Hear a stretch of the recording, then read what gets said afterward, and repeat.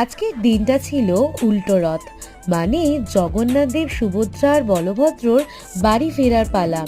আমি অফিস থেকে এসেই প্রথমে রথ সাজিয়ে, বাবা বেশ কিছুটা করে রেখেছিল, তারপরে আমি সাজিয়ে বেরিয়ে পড়েছি রথের দড়িতে টান দিতে। আর এই হচ্ছে আমাদের শ্বশুরবাড়ির সব থেকে ছোট সদস্য এখন। আমরা সবাই মিলে বেরিয়েছি, আর সোজা রথে তোমরা যেরকম ব্লগে দেখেছো, তনু, সোনাই, আমি, দাদা, গোগো সবাই মিলে খুব মজা করেছি। আর সেই মজাটা কিন্তু আজকে বেশ অনেকটাই মিস করেছি।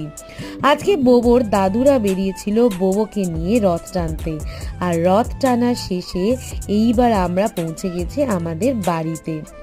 এবারে রথ এখানেই শেষ হয়েছে, আর তবে আমাদের ঘোরাঘুরি শেষ হয়নি। রাসবিহারীতে যে রথের মেলা বসেছে সেখান থেকে ঘুরু ঘুরু করে রাত অনেকটা হয়ে গেছিল, আর আজকের দিনটা ঠিক এইরকমভাবেই আমরা শেষ করেছি।